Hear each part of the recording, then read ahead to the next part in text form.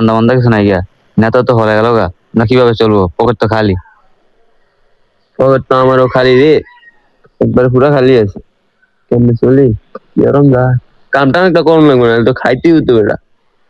যদি কোনো টাইস মিস্ত্রি কাজ করে এদিকে এদিকে দেখি গা। টাইস মিস্ত্রি, হুম।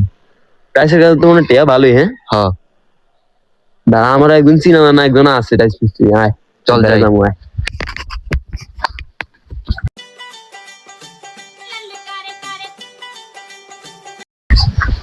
ভাই আমার ক্যাব ধরে লইলেন আপনি?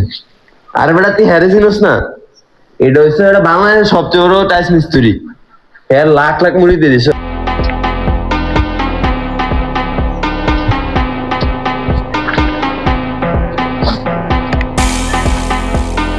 নতুন একটা বই লেখছে, আয় দেখি গা।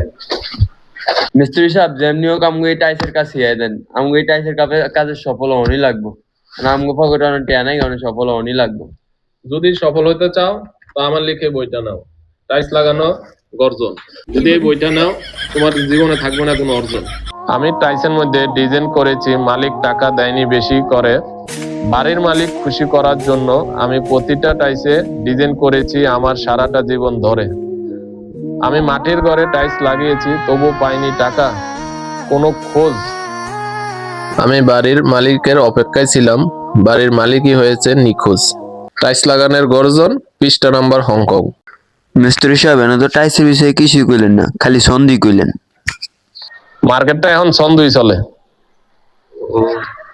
সফল হতে গেলে যেতে বইটা লাগবোই, বইটা নেওয়া নি লাগবো। বইয়ের দাম কত?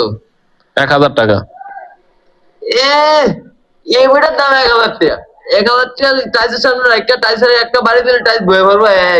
এই বইটার দাম 1000 টাকা?